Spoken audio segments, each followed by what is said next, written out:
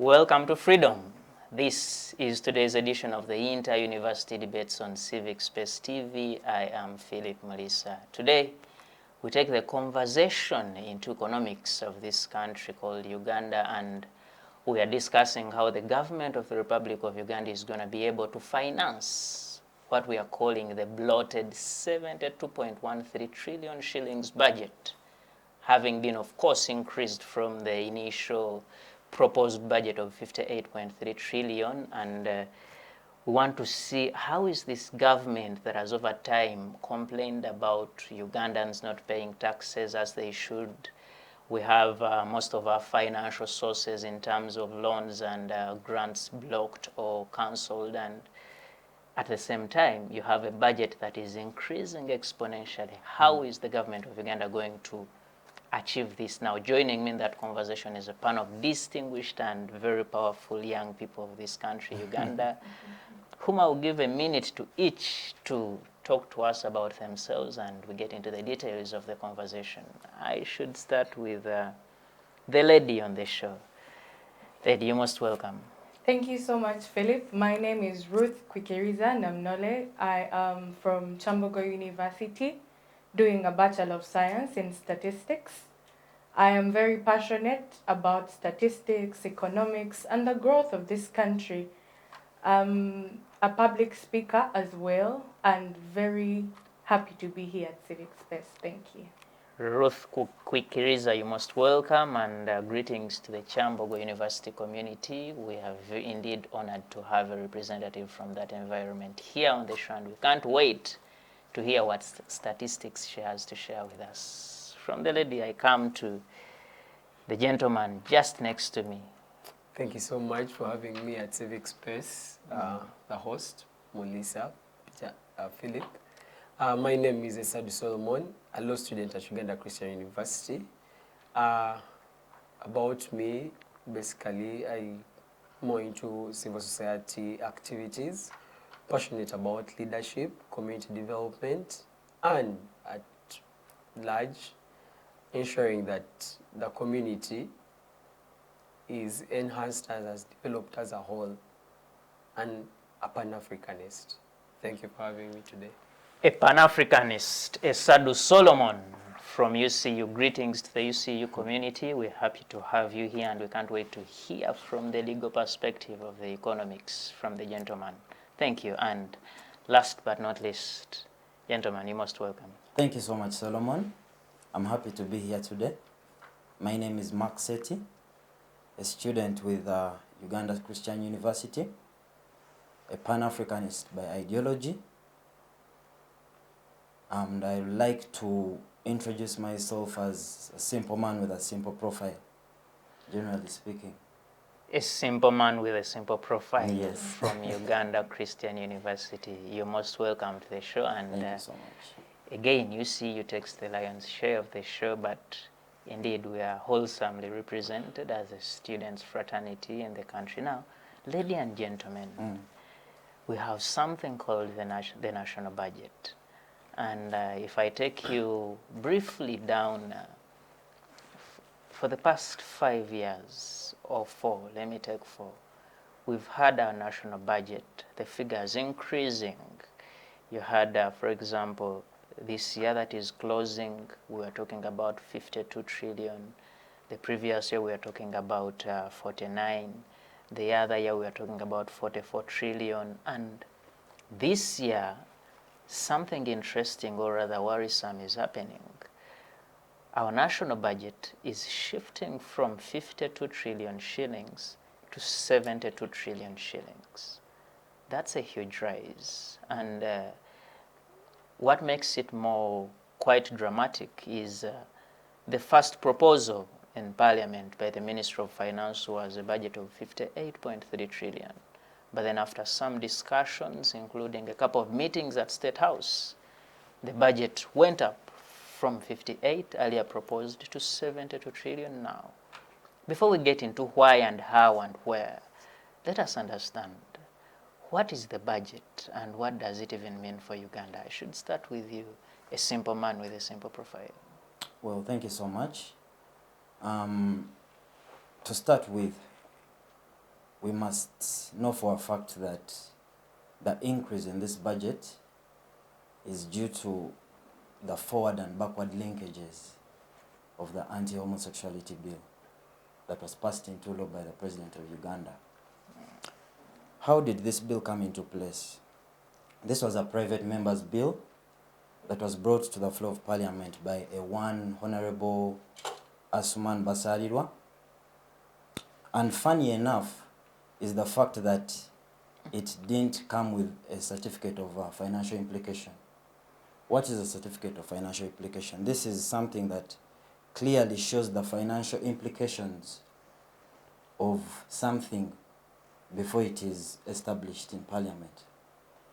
And the funny part of it is that the members of Parliament moved quick enough with the wise counsel of the Speaker and told the Minister of Finance, because according to the Public Finance Management Act 2015, it clearly states that before a bill is tabled into Parliament, it has to come with a certificate of financial implication.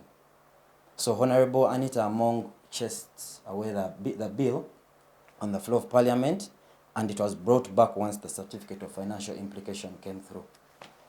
When the Minister of Finance brought the certificate of financial implication, the bill was passed and taken to the President, and as soon as we knew it, the President signed the bill into law. Okay? So that goes to say that the Parliament passed this bill and gave it to the President, well knowing the implications it had. What are some of the implications? The implications are economic-based implications. Because remember, the budget of Uganda is mostly, it mostly survives on donor support from the international community. And by international community, I mean the West. So when they cut off the support, so to speak, then you find challenges. Okay? So right now we are discussing how is the government going to fund the budget without support from the donor funding, the West, so to speak. And you find that it's the ordinary man, or the wananchi, as His Excellency normally states, that's the person going to suffer. Because the only way the government is going to try and get resources to cover the budget is through domestic tax. And when I speak of domestic tax, there is what they call tax itself and then non-tax revenue. Examples of non-tax revenue would include the government will be getting money from passport renewals, and the government will be getting money from national ID fees and things like that. That's non-tax revenue. And then once we go on the issue of taxes, you find that the ordinary Ugandan is going to foot the bill.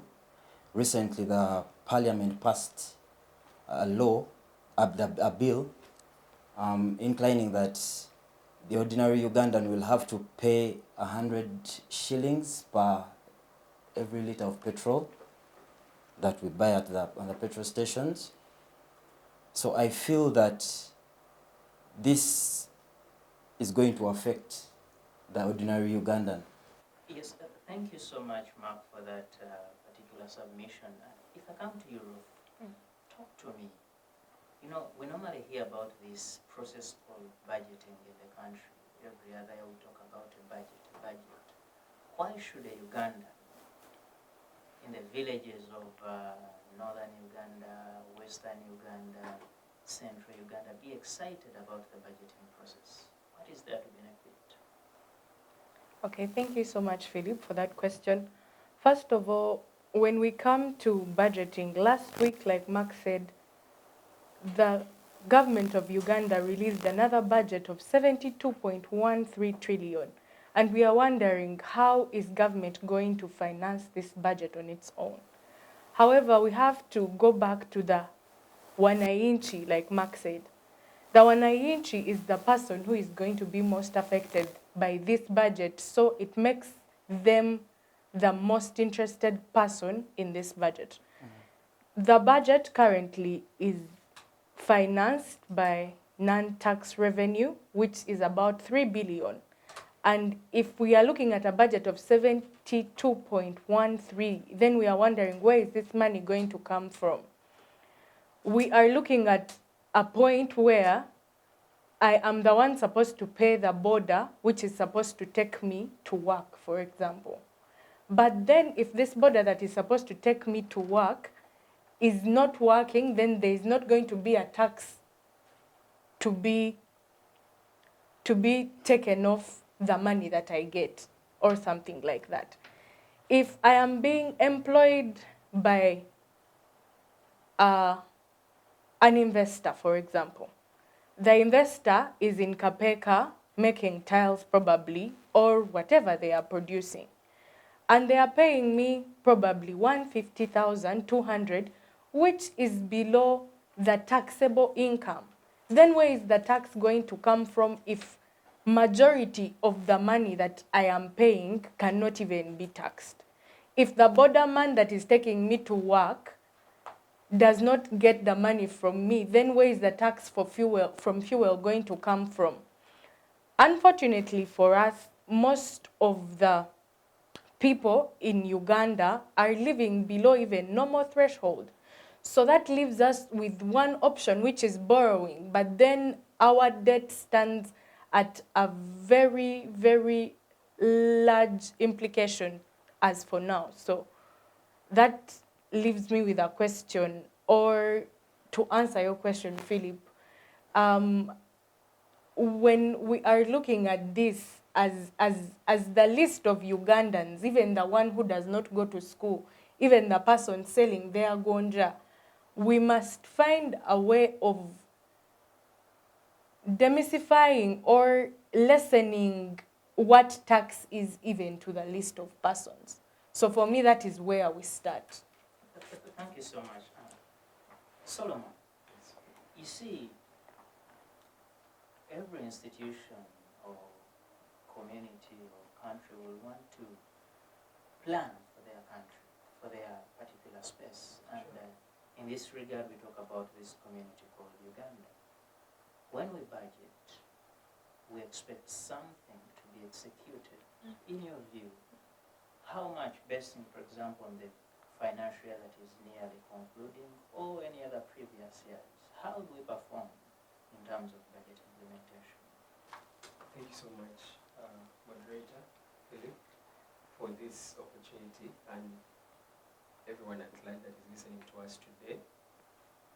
The topic at hand that we're handling today is really a point of interest that each and everyone would like to demystify, understand, and really drive the point home. First and foremost, Mr. Moderator, for us to best understand this, one should all to know that a national budget should always be based on scientific principles of accounting. That has to be revenue and now expenditure. How much do we spend and how much do we receive? As a government, according to what we are putting in place, how much are we spending and what are we getting out of the population?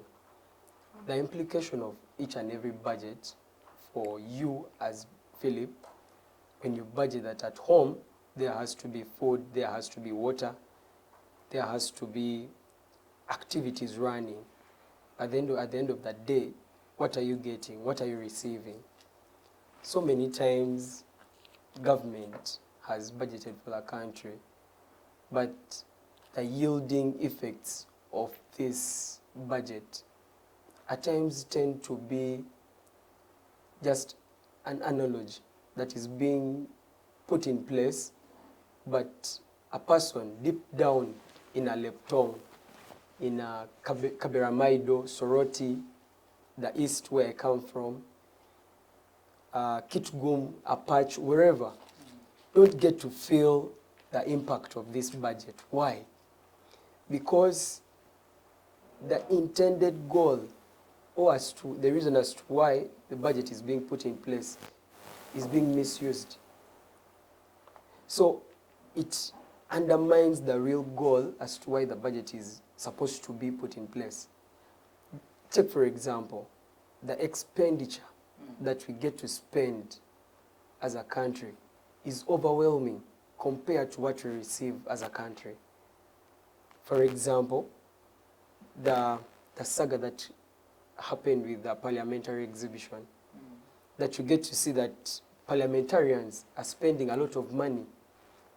And the parliamentarians, for example, themselves are so many at parliament compared to the problems that we are facing as a country. So in other words, what you tell me, Solomon, is Yes. yes, we are budgeting as a country, but the budget is not delivering to the citizen. The budget is not delivering the primary reason as to why the budget is being drafted. A person in the village, in a recent example, we saw in the district, is it Gulu, Kitgum? I think it's Gulu, where one parliamentarian from that side comes. A baby, a child died at night. A baby fails to get treatment from a referral hospital, a government referral hospital, a medical facility that is being put in place in the country. Then where does it leave me as a wananchi? Do I still have hope in the budget? Do I still have hope in the government? No. It leaves me to think that government is just planning the budget for certain people to use the money. And yet me who is deep down in the village that government intends to collect the revenue from is not feeling the impact of the budget. Thank you so much. And Yes.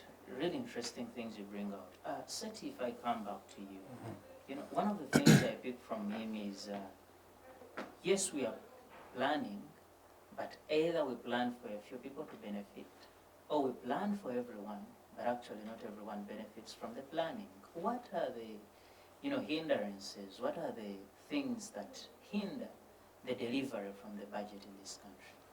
What hinders the delivery of the budget in this country are a range of factors. For example, we have what we call domestic rollover or domestic debt refinancing. This is whereby the government sits down with its creditors and tries to secure new deals in order to refinance an already established debt. So generally speaking, the government, for example, would sit down with me. I'm demanding it already, basing on his past dealings, but it will come back to me and tell me, you know what, I need more money.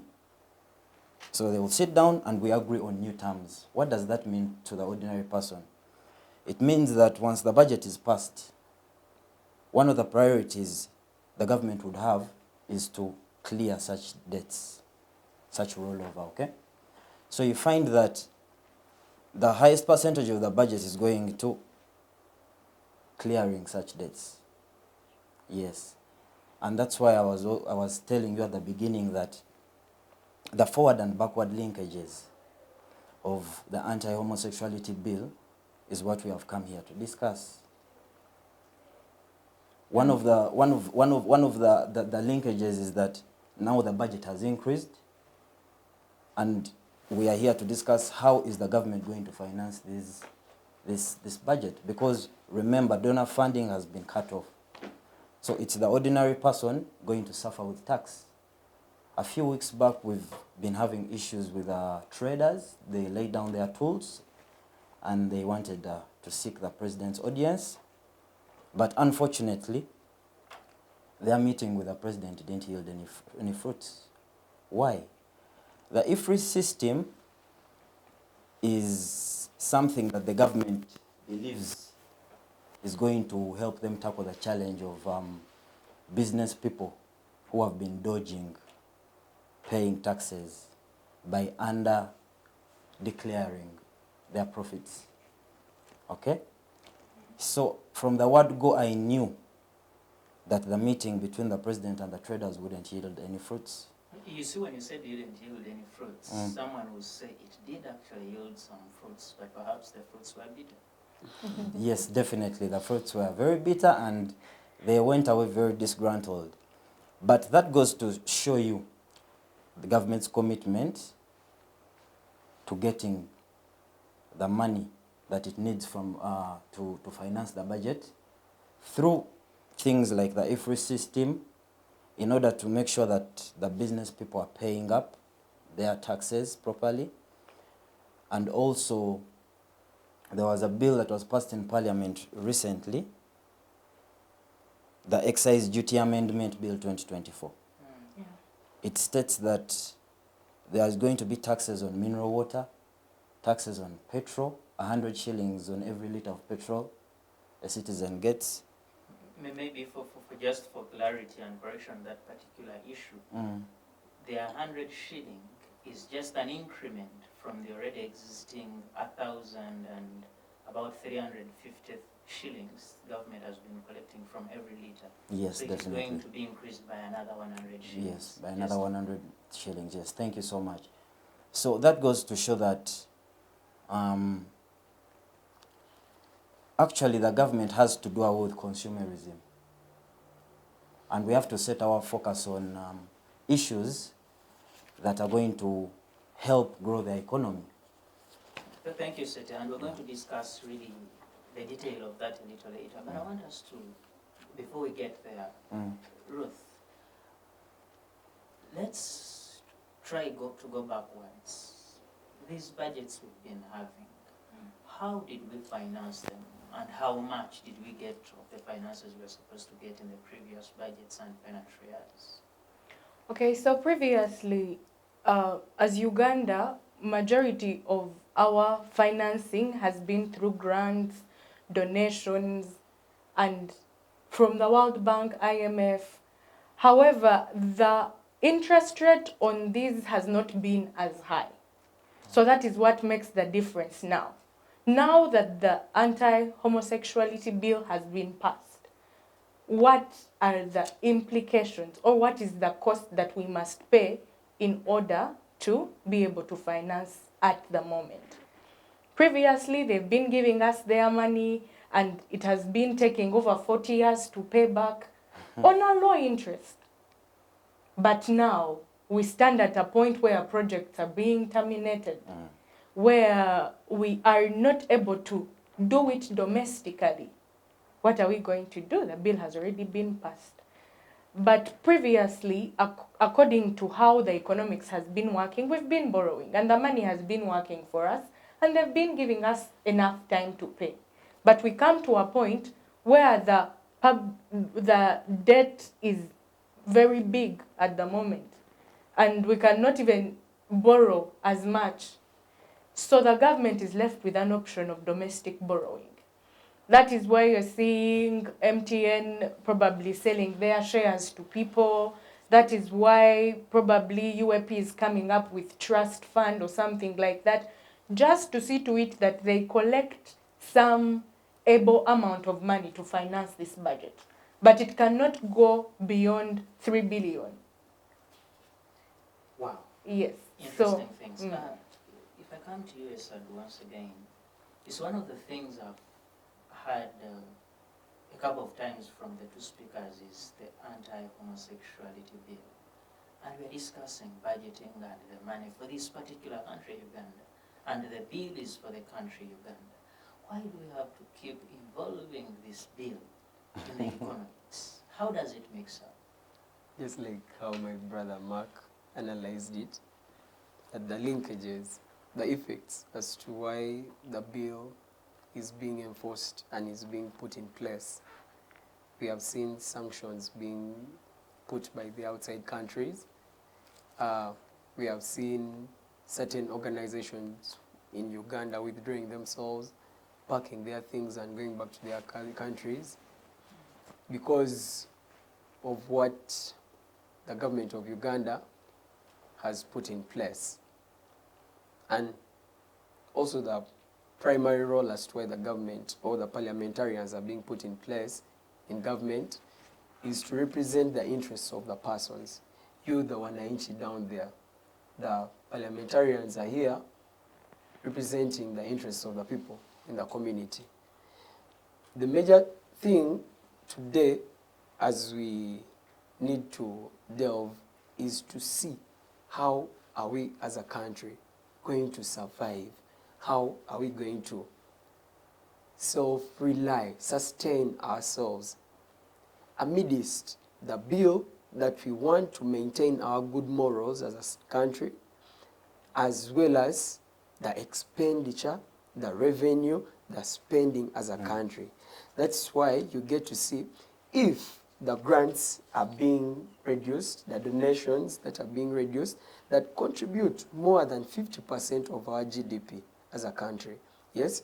How then are we going to effectively survive on our own?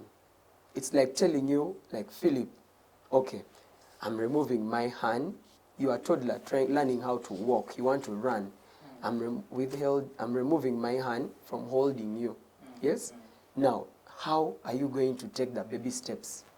How are you going to take the baby steps? Recently, the president of the country, His Excellency Yoweri Kaguta Museveni, was in Kenya attending a summit where one of the key things he emphasized that let's remove and desist ourselves from having these fancy shows and discussing these matters. Let's come back as African states. Let's learn how to self-rely on ourselves. That's why you've always seen him trying to monetize the agricultural sector, trying to remove Uganda from being producing for the stomach to producing for what? Economy, like producing for the country. Yes, producing and you sell and you get funds, you get. So that is what we need to do. We need always to learn that, okay, as a state, what are we going to do? If we want to maintain our morals, what do we need to do? We need to produce agricultural products, sell them, we get funds, okay, let's pay tax, let's sustain ourselves. That's how we need to what? Bring ourselves, that's what it means, self-relying on our own. That's why also the investors he brings into the country, he tells them, what you have to sell in the country is not the raw materials. Rather, you have to sell the what? The finished product. In that way, we are benefiting as a country. We are employing you, Philip. We are also selling the already finished product. Instead of selling the raw tomato sauce, we are now, we are selling the whole tomato sauce. That benefits the state. You're employing Ugandans, you're creating more government, more revenue for the state, and also like you're broadening the economy you see, in the things country. You talk about, Esadu, are very interesting things, but Yes. let us look at the achievability of the same. One of the drivers, if not the major driver of such an initiative, is money, capital.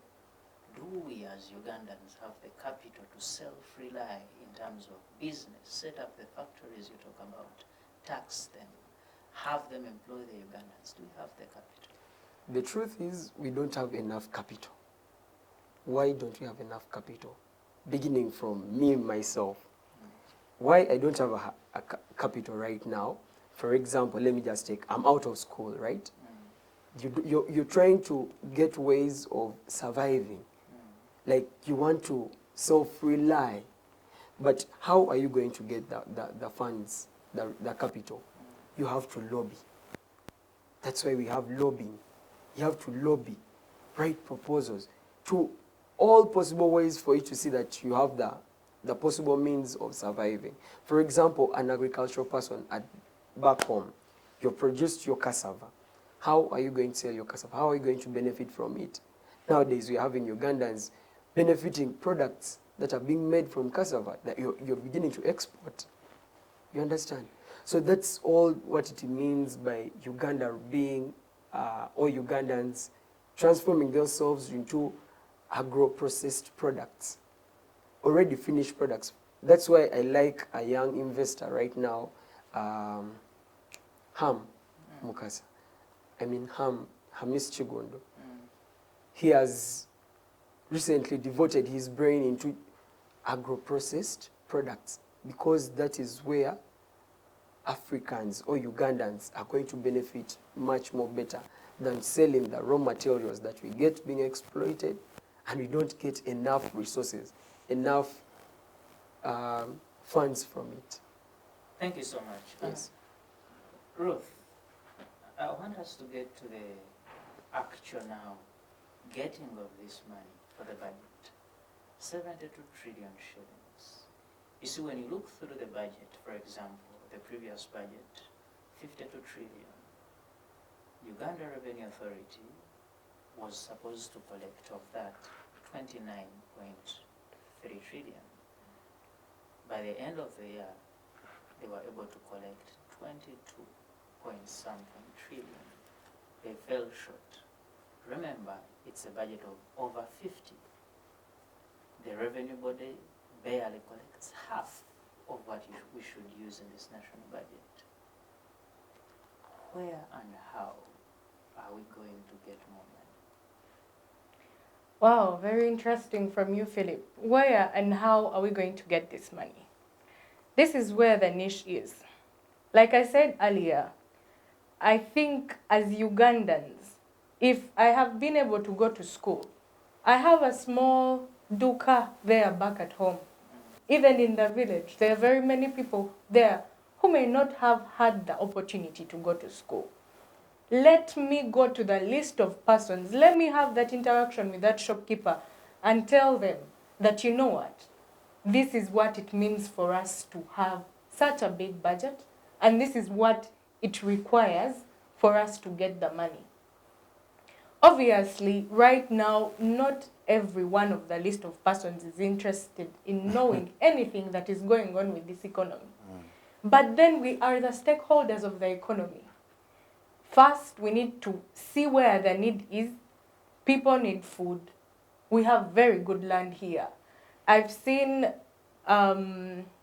is it Food and Agriculture Organization, FAO, trying to do researches all over on our soil. What do they want our soil for? They know it's good. They are saying, how can we also be able to get such soil so that we can produce more? We may not have the industrialization, but if we sensitize and say that if I am selling to you, I'll sell to you at this price, or if I'm bringing my commodities, how can we make a small circle of business people just here, informally? Then that informal is what will become formal. The shopkeeper is going to take their money to the bank. The government will be able to tax that money.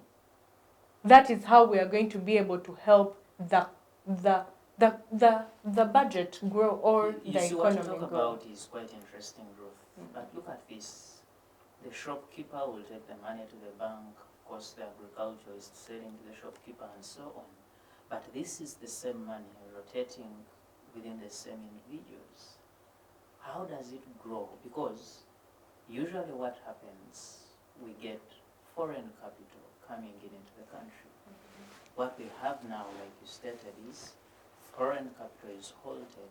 We're only working with what we already have. How does it improve? We keep in the same circle. Okay, so how do we improve this our little money into bigger money? Yes. At the moment, we already have investors. They are already here within us. However, it is of interest to me and to everyone to know that in this bloated budget of 72.13 trillion, we are putting in some personal interests. Is it really for the list of persons? Is it really for the wananchi? Is it really for the wananchi? That is why I say that when I go back and sensitize my person down there, they'll be able to know, and that money will work for them. As now our parliamentarians who are working for us, as they say, as they try to sort themselves, let us sort our own standard of living. Because I'm going to go to Mulago, then there's not going to be a bed. There's not going to be medicine. I am going to go to the bank. They're going to tell me I don't qualify. I do not have a national ID. I cannot afford to get a national ID. So, Thank you. yes. Seeti, Mister, you see, she talks about interesting things, but let's stick to investment. One of the cries we've had in the country for a number of years is the treatment in a special way of foreign investors. Yes. These people come in, many of them, if not all of them, are given free land. They are tax exempted. Some of them, government even goes ahead to guarantee them to get loans from different banks. And such favors and others are mostly not given to local investors. Is this the way to go in the line of investment? Are we supposed to propagate what is coming from out and really leave the others to hustle their way out? I don't think it's the way to go. What government is doing, giving foreign investors the upper hand, is good. But it's also important to give local investors a chance, an opportunity. The president a few months ago formed the State House Investors Protection Unit. And this was due to the corruption in the country. Investors were having challenges with corruption in the system. But when you find challenges with the local investors, they don't help them. Okay? The government recently helped businessman Patrick Bitature to clear his debt, but he still has a bit of challenges to go. And then there was an outcry in the general public saying, why do you pick? Why don't you help each and every local investor? Because there are instances where many local investors have lost their property and they've cried out to the government for help, to no avail. I could give an example of the BMK saga. He's building, the Africana Hotel building is up on sale. And the family has sought the president's help, but to no avail. And they went in the newspapers and complained about it. Last week, there is another investor called Jomai Properties, whose buildings were sold off due to loans. He lost his company and businesses, so to speak. And the government didn't raise a helping hand to him. I mean, think about it. Feel for this government. If it has to go around paying loans of the 48 million Ugandans, how does it even get that money? To a larger extent, you're right. I was talking to a colleague of mine, and she had the same views as you. She was like, you know, if government is to help each and every local investor around, then they are not promoting business values in the country. What are business values? A business is supposed to prosper, okay? So if someone mishandles his or her business and it gets financial challenges, and then the government comes and bails them out, it's creating a bad picture, especially towards the young people. And yet we need to... We operate in a capitalistic world. Yes, definitely. And in capitalism, it is basically survival of the fittest. If you can manage yourself, then you you're go down, gone. and whoever can compete better, they will thrive. How do we, are you telling us to now shift to some other form of working in this country? No, I think if you're talking of capitalism, I think capitalism is the way to go. I'm a capitalist, so to speak. I think capitalism is the way to go. How lucky you are. Thank you. But with the local investors, I also have that idea in me that, you know what, the government shouldn't help most of them to, you know, service their debts. Because if you decide to go to a bank and borrow money, you must be able to pay up. Okay? What the government should do is to just create a conducive business environment for each and every Ugandan. The challenge we have in Uganda right now is corruption. It is eating up the economy.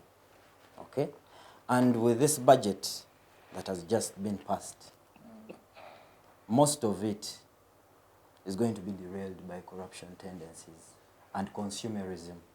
Thank you so much. Corruption, very interesting conversation, and we're going to pick more on that particular conversation. Ladies and gentlemen, we're going to a very short break, and the inter-university debates will be right back.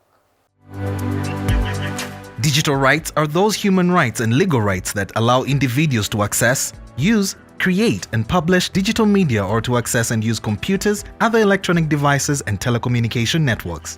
Digital rights include a right to freedom of expression, information and communication through technology, a right to privacy and data protection, a right to credit for personal works, a right to universal and equal digital access, a right to identity, a right to anonymity, a right to be forgotten, and a right for protection of minors, among others.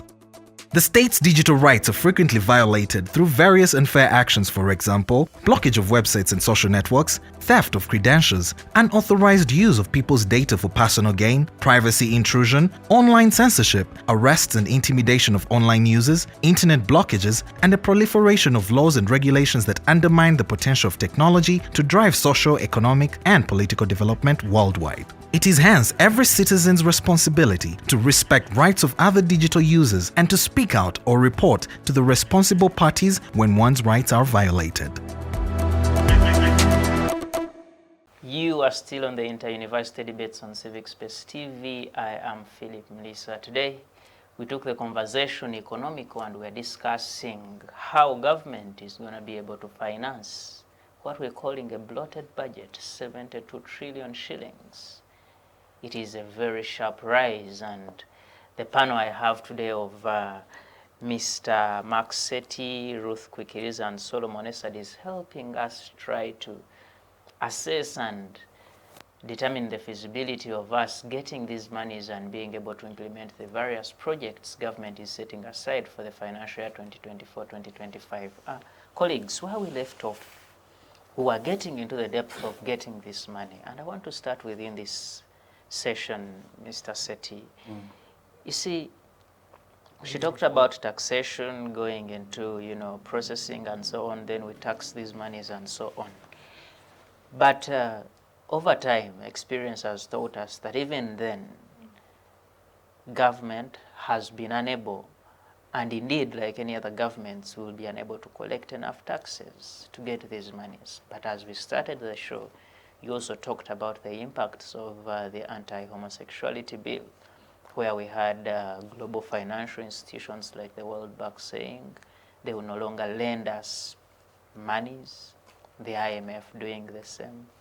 We have our long-time development partners, countries like the United States, saying they will no longer give us aid through their agencies such as USAID, money for AIDS, medicines, talk about scrapping us off their AGOA list, and so many other things.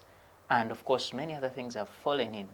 We have sanctioning of a couple of our leaders. We have countries like the UK also halting on their aid.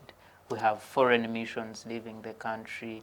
Very many things are happening at the economic and political level. Let's look at the external sourcing. Where are we at, and what are we able to get from out there? Well, once you talk about the external sourcing, as a Pan-African, my mind switches to unification. The East African community is a major factor in this regard. The challenge is that there are still some loopholes in regards to East African Community Federation. But last week, I think it was last week, the president went to Kenya and signed the deal with His Excellency William Ruto, the president of Kenya. And I feel that is a positive, and that's the way to go.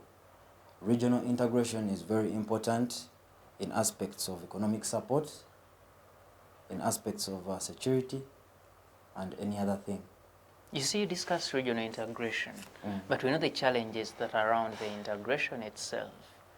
In the meantime, for example, currently we have the renewal of our terms of trade and economic activity with the European Union. We were supposed to be in these engagements as the East African community. What happens along the way is that countries fail to agree, and now every single country is signing on its own. We can't agree even in terms of trading with people from out. How are we going to agree now? Well, there will always be disagreements here and there. Regional integration is not something as simple as it might sound, because each and every country has its inspirations and interests.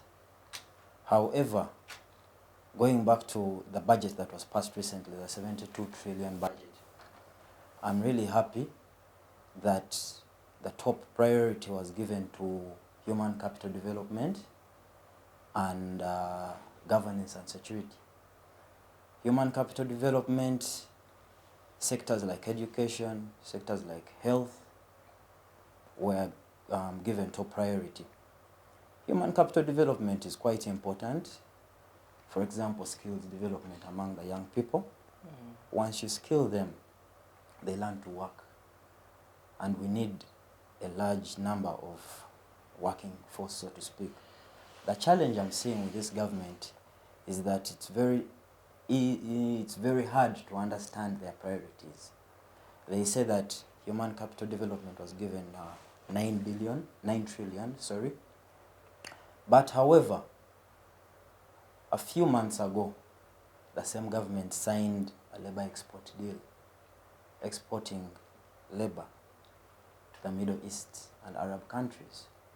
So are you trying to tell me that you're going to invest in human capital development and skill the young people and then take them for other countries to benefit from? I feel this is where the government is lacking. You see, I like where you take the conversation now, and indeed let us discuss a few specifics of the budget. You say, when you look at the budget, just if I break down a few things, for example, of the 72 trillion, 32 trillion is meant for debt financing. That is 47% of the budget. You talk about governance, and if I break it to paying wages, the wage bill is 8.5 trillion That's shillings. So in other words, you are looking at about 60% of the budget already off, and you haven't entered any form of development. Get away from there. Continue. You have, for example, a total of 167 or thereabout billion put there for donations to the different offices in government, donations at the presidency, donations office of the speaker, government chief whip, prime minister, and so on. Leave that alone. You have 300 billion meant to buy fuel for government cars. You have 130 billion meant to do servicing for government cars. Mention a couple of things. There are very many. When you say you love the priorities government is taking, are these the priorities you're proud of? I'm not proud of that specifically, but I clearly stated that I was happy that human capital development was given money to a tune of 9 trillion. And I like that. Very beautiful language. Human capital development. Where do we develop capital? In schools? Education, yes. Education. What budget goes to the education sector in this country?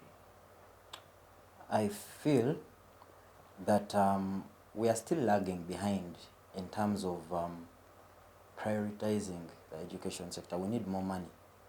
But however, Uganda as it is, we still have a number of challenges to solve, even before going to increasing the budget of education, because it's useless to increase the budget and it won't have the forward and backward linkages to the population because of issues to do with corruption tendencies.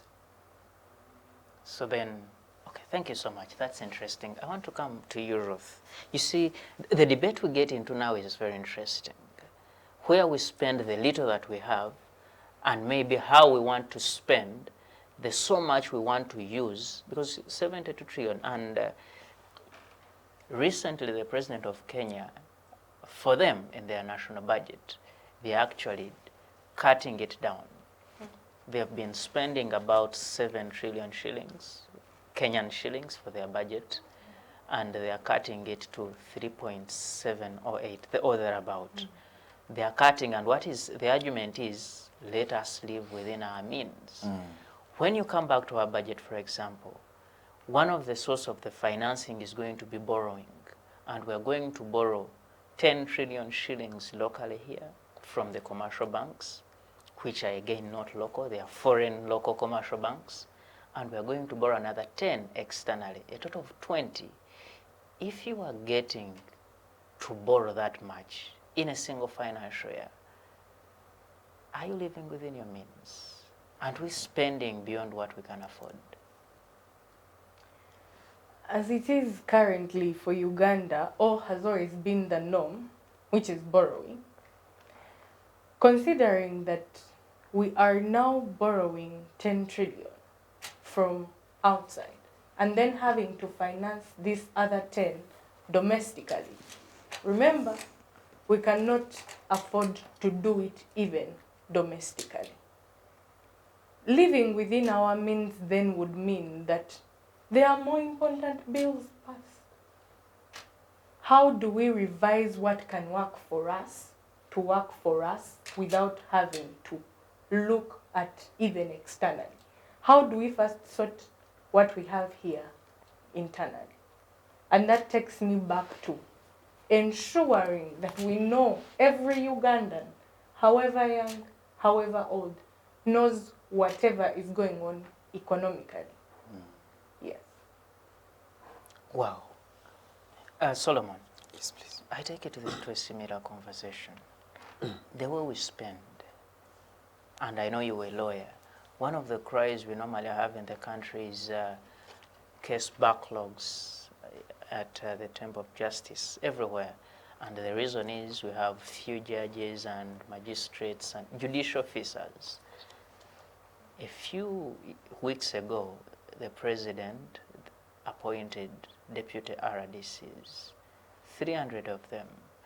And you know what happens with this is every RDC, now the deputies, comes with 3 more employees, a personal assistant, a driver, and a security guard. This person is given a new vehicle, a vehicle that is fueled and serviced by government. But we do not have judicial officers to manage all these things. Data from Ministry of Finance says we have to the tune of about 10 trillion shillings stuck in court, court processes. We cannot use this money because there is a case that has no judge to handle it. But we are appointing RDCs. How do we even plan? Thank you so much, Mr. Moderator. Before I handle what you've given me to tackle, before we went for the commercial break, we first discussed the investment and how government has stepped in for certain investors. Now, as a person who did oil and gas as a course unit, I got to understand what is termed as royalties. Royalties is how government benefits and how the investors benefit. So government enters into agreement with the investors on how they best benefit and how do these investors benefit. So that's how government analyzes what the agreements they go into with the certain investors. So government does not just fall into it without analyzing how do these investors benefit and how do we benefit. I give you an Next. example, very important. There is a deal we had with the Export-Import Bank of China. Yes, please. Money borrowed for the redevelopment of Entebbe International Airport. Yes. And I don't know whether you heard about the anomalies that were in that deal. including the fact that we signed that document, a statement from our minister, without reading through. And we so realize the terms in the agreement in no particular way benefit the government of Uganda. Are you aware? Mr. Moderator, I thank you for the question you've asked me. I have not addressed my mind to that, and specifically I was talking about the oil and gas sector and what comes along with royalties. And royalties best applies to the oil and gas, you understand? And also, having read a book by Professor Namunhole, where he talked about, is the oil in Uganda a curse or a benefit to the country? I also best understood that part. Now, moving to the fact that my colleagues discussed about the investors, I just want to hint a few things about those, and I run to the question you asked me. Now, we all need to understand that a government that is in power has always to sideline with potential investors. The reason as to why we get to see that government is jumping into those investors that have been there consistent for the past years, because those investors know and have been providing for the government in a way. For example, through political parties. For example, the government in power. Statistics, I may not have it, but I best guarantee you the fact is that the investors in the country fear for their businesses, that in case there is anything that comes into power, take for example, their main scenario. A certain government topples power and comes in and disorganizes everything, or appoints certain people's shops and stuff like that, you get. Now, these investors have fear that if another government comes into power, how sure are we shall maintain this whole street to be mine? How sure am I'll maintain this position to be mine? How sure am I that I'll receive this kind of tax incentives, these exemptions? How sure am I? So what do? They, in a way, finance the political parties. During the rallies, they finance the government in power for them to carry on with their activities. So you get. So that's why you've seen government, in a way, jumps into certain investors that they know have been with them, have journeyed with them the whole way through, or they know that they are capable people to finance them again in a later period. You see, Solomon, you get. In the words of Abraham Lincoln, yes, a government is, we talk about democracy and we say you must have a government of the people, for the people, and by the people. True. And we continue to say, when you dig deeper into the political science, they tell you this is basically a group of people mandated with authority to manage the affairs of the state on behalf of the citizens. Sure. When you say this government has to prioritize 10 people who supported it economically during the campaigns, where does it leave the 47.98 whatever million other Ugandans? And indeed, if they are good people, I can give you 3 investors. There's an investor that was brought into the country, given land at Luvowa, given money, today about 597 billion shillings, to put up a specialized hospital. Yes. 6 years down the road, we do not have that hospital. There's an investor that was borrowed. Government went as a guarantor for this investor to get a loan from a bank, about 1.3 or 4 trillion, to set up a coffee processing plant. They gave this investor land, and she was being given monopoly to be the sole, process of coffee from the country. Yes. This is an investor. Ideally, the understanding of an investor is someone who comes into the country with a lot of money to invest and make profit. The kind of investors we see in the country are broke people who come, government gives them money to invest and make profit. Where is the balance? There is something we need to understand, that always there has to be imbalance and inequality. There is no way you expect... Say that again. there has to always be imbalance. Reason being that it's, how should I say, it's a general being. For us to, for example, take for instance, you don't expect this region we are in to develop the same way my region, Teso sub-region, to develop as the same way this place is developed. There's a reason as to why there is constant drought or constant poverty deep down in Nakapiripirit, Kotido, those areas, and certain places like this are still developed. Why?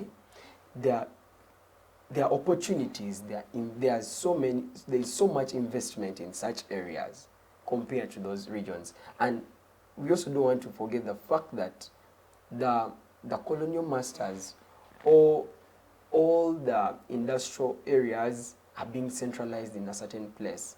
You understand? Are you trying to say there is something so-called fair imbalance? That's true. Why I also say that is that it is very hard for all of us to develop at the same rate.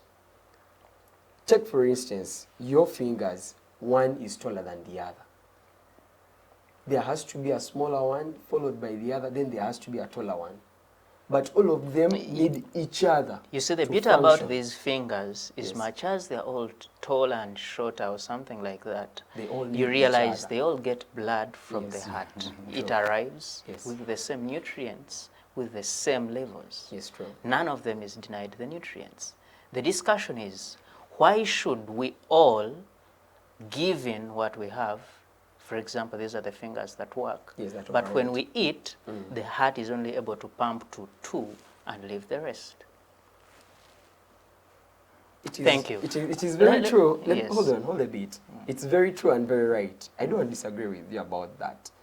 But as I still emphasize this, there is sectarianism, segregation that keeps manipulating among us each and every day. Each and every time, it has to be there. Because I don't want us to rubbish it and say that, just like the statement the IGG made previously, she told people straight in the eyes, like, look, this corruption thing is there for us. Like, it's eminent, it exists. And she's not hiding it from our faces. Like, she's telling us point blank, like, this is how it is. You're the one who suffers down there, but people this side are enjoying. And that's the same thing that I'm telling you. And it's not like I'm sidelining it. It's very true. I'm supporting those who are enjoying. I'm one of those who are suffering. But I'm telling you the truth is, if we don't wake up as a country, if we don't jump and tell the public that, no, let's correct this and go for this, we shall fall the drain. Now, I think you would allow me delve with a question you told me about. But briefly, we're going to get back to that. I want us to really discuss that deeply. Seeti, you see, the question of the way we undertake our priorities, and it started that side. And he raises an important issue of how we get the investors and so on. But these cries have always been here of investors. We talk about them day in, day out.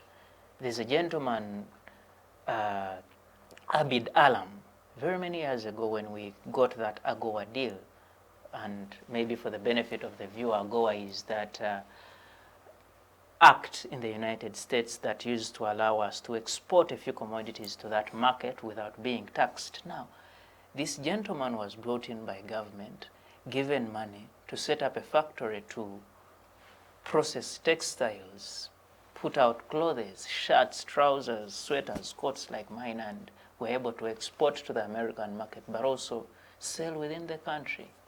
As we speak today, that company is non-existent. This is an investor. We have many other companies, and we normally talk about it. Tax exempted. Even the little they are supposed to give in, they do not employ Ugandans. We see different government projects, a road. We borrow money from China. They contract a Chinese company to put up this road. And we have to pay back this money. So they've borrowed and taken back their money, and again you have to give them more money. How are we going to survive as a country in these tough times? Yes, I think the government needs to set its priorities straight. When the powers that be came into power, they realized one thing. In political science, there is what they call the war dividend or accidental benefits. Give people to eat and create harmony instead of buying guns and fighter jets to fight. You talked of RDC appointments, and that's why I'm talking about the war dividend. Because for them, their idea is that once you give people to eat, create several centers of authority, so to speak, then you're harmonizing the country, which is true. However, you cannot dig a hole to cover another hole because you'll still end up with a hole. The challenge we are facing now is that we are having economic problems due to the consumerism in the country. So what we need to do actually is to find ways of stopping the consumerism. For example, once you compare the Parliament of Britain and the Parliament of Uganda, it's quite absurd that we have a very big number of members of Parliament with a high salary and allowances. And in a country like this one, we cannot afford all those members of Parliament. And you see, that is very interesting, and that's why we keep talking about sustainability of our spending. For example, and you mentioned it, if you have close to 560 members of Parliament at a population of just 48 or thereabout million people, and you have a country like India, a population of 1.5 billion people, they have just 500 MPs, 1.5 billion vis-a-vis 48 million. Look at our ministerial positions, 82 ministers, presidential advisors, over 120. Talk about the RDCs now and now the deputies. Talk about all these other small offices we keep creating, and they're offices that have to keep picking money from our coffers as a country. How sustainable is that kind of living for this country? It's not sustainable at all. And the results show for themselves, because you end up borrowing from internal and external sources. At the beginning of the show, I talked of rollout, whereby once the government has debts with an individual or a company, they'll go back and reconsider the terms and conditions such that they get more money. So in the end, it's the person, the so-called wananchi, who suffers, because the debt is increasing. And once the debt increases, the government has to increase the tax base. They have to find all ways of getting taxes. Wow, thank you so much. Ruth, you say, and he talks about taxes. You see, one of the things that we talk about is citizens are not paying taxes the way they should. And government is so much annoyed, and they are going down on everyone. They want you to pay taxes. But what, in my view, would inspire me to pay tax more is the motivation that what I'm paying for is actually there. Is that I walk into a hospital and there is medicine, there is a doctor who is paid on time. I walk into a school, there is a teacher who is paid, and there are all the requirements in that school. I'll drive on a road that is actually a road, not some sort of mismanaged garden. When you look at the way things are in this country, what we pay for, most of it is not there. The roads are the way they are. The education sector is the way it is. Every other year, lecturers are striking, teachers are striking, doctors are striking. Everyone is striking. How are Ugandans going to be motivated to pay these taxes? Perhaps you could give us a trick. What do we do? Because we have to raise this money. We need the money, and indeed, the country must develop. But Ugandans are not motivated to pay taxes. Well, Ugandans are not motivated to pay taxes, including myself, because I cannot afford. I'm not earning a salary. And but what I would think about in regards to tax paying and how the tax is going to be generated is that majority of the people right now are not earning taxable income. Even if I'm to earn a salary at a starter job, the money I'm going to get cannot be taxed because it is way below the threshold, the taxable money. So it goes back to informing the government, or the government itself trying to levy taxes from the people they've exempted taxes from. Because those very people they've exempted from are the ones who can afford to at least finance a bit of that 10 trillion that now currently in our bloated budget we are looking for domestically. So it goes to inform that, one, government can increase the starters' salaries. Recently on X we had a very interesting conversation around the young lawyers. I'm being given Wi-Fi, I'm being given a table. Yes, that is good and welcome. But then how am I going to be able to afford, one, myself, but also to help you, the government, generate the taxes? Thank you. And what you raise is really very interesting, the issue of employment and unemployment. And one, we have statistics from Bank of Uganda that say only 1% of working Ugandans are able to earn $1 million shillings. And the average of the entire populace salary is 150,000. Now, when you look at that, even when you take, say you take 50% pay as you earn, how much are you making as a country? But even then, the other day in Parliament, there was a debate about how he talked about non-tax revenue. And one of the MPs was proposing, among other benefits, MPs should be exempted from paying for these tolled roads, like the express and so on. And another was debating, of course, that the MPs should be, among other things, be given an in-house saloon at Parliament such that they don't have to go and pay for saloons outside and everywhere. And this takes me to Parliament. When you look at these people, the over 500, how would you assess what they do for this country? It should be you. Thank you so much, Mr. Moderator. Now, I don't even know where to start from, but my heart bleeds so much, cries a lot. I don't know whether the people we elected into power really envision, or do they feel the cry of the people deep down in the villages? What did you think when you elected them? When I elected them, or the person I elected in my region, all I know is they came, they mud soup in my mouth, telling me all the sweet things they're going to do, which gives you hope, gives you belief, faith in the person you desire.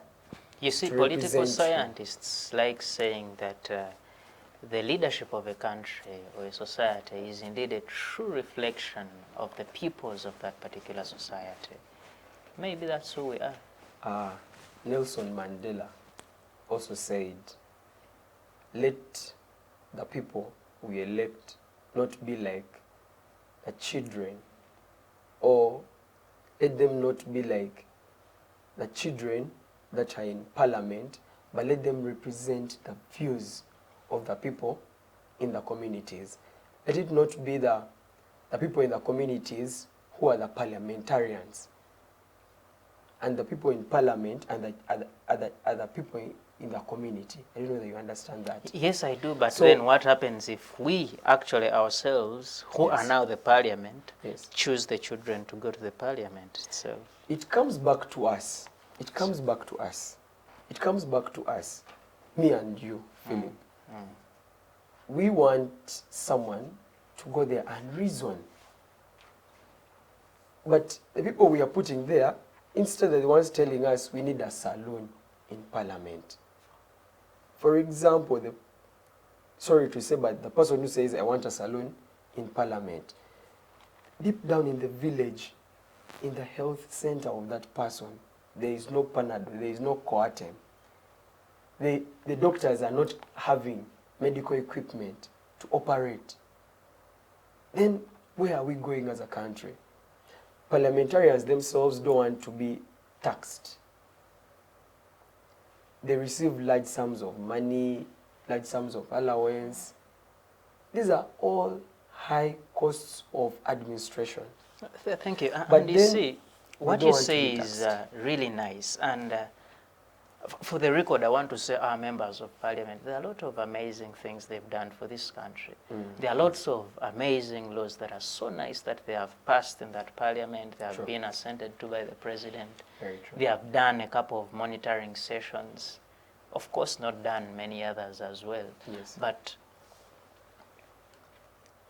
going forward, because we need money, and specifically to this budgeting process, we give members of parliament vehicles, we fuel them, when they are sick, we treat them, we transport them, we give them offices, and so many other benefits as members of parliament. They are very important people in this country. Do you think we need to reduce the number of members of parliament? If it's voting, I would even say a yes 100 times. If that's what it really takes, in which I do believe that's what it takes. The major reason as to why always we have a national budget is only one: to monetize our agricultural products, so as to sustain ourselves. But when you get to realize that, as I told you, the dynamics of a national budget always has to rely on the scientific principles of expenditure and revenue. There is so much costs as a country that we incur in the administration. For example, as a member of parliament, you get to know how many expenditure it takes. Free fuel, allowances, salary itself, so many things. Now they also don't want to pay taxes for moving on the roads. Now you get to feel like, okay, is this the kind of person really I put into power? Does it feel the cry of a young boy in the village who always looks at him coming to the village and aspires to be a member of parliament, but does not know that what this person in parliament is even agitating for to be put in place is going to affect him? The people we put into power should always be our source of inspiration, our mentors. Like, we look and be like, yes, he's actually doing something that I feel like it's going to impact, and that's what I feel like, or I want to do. But in this country, the people we look up to are the ones that are even making us grieve the more. That, is this really Uganda? As a patriotic person, you really feel like, oh God, which kind of people did we put into power? Is this the kind of heart they possess in the country? That they want to consume a lot and affect me, who is deep down in the village. I'm paying so many heavy taxes to finance them to move on the roads freely, and they also don't want again to pay that kind of tax. Thank you. I hear your cry, and there is this analogy that says, nostalgia does not mean that things were necessarily better in the past, but certainly things have just gone wrong in the present. True. And I imagine many times conversations have come up, people are trying to compare, oh, Obote was like this, or Amin was like this, or maybe the colonialists were like this. In fact, there are people who think we had better stayed with the colonialists, but that is a debate for another day. Matimbe herself says back then when she joined NRM, President Joel Museveni was better back then when he was maintaining the 10 points program, but ever since then things changed. I parted ways with him, but I'm still in for him, so thank you. Thank you. Now, ladies and gentlemen, yeah. our time is really very much fast spent. But before we leave here, I want you guys to give us a way forward, because it seems many things are not going well, and we have to get out of there and make them go well. I want you, in a minute, to tell me, how do we correct what is not going well, and indeed, is government going to raise enough money to finance its budget? I should start with you, Ruth. Thank you very much, Philip. Way forward, I think as a country, the solution to our budgetary, economic, political problems does not lie with your ability to become a politician. Because at the moment, I do not think anyone who is getting into the real gist of the politics is up to exactly what the wananchi needs.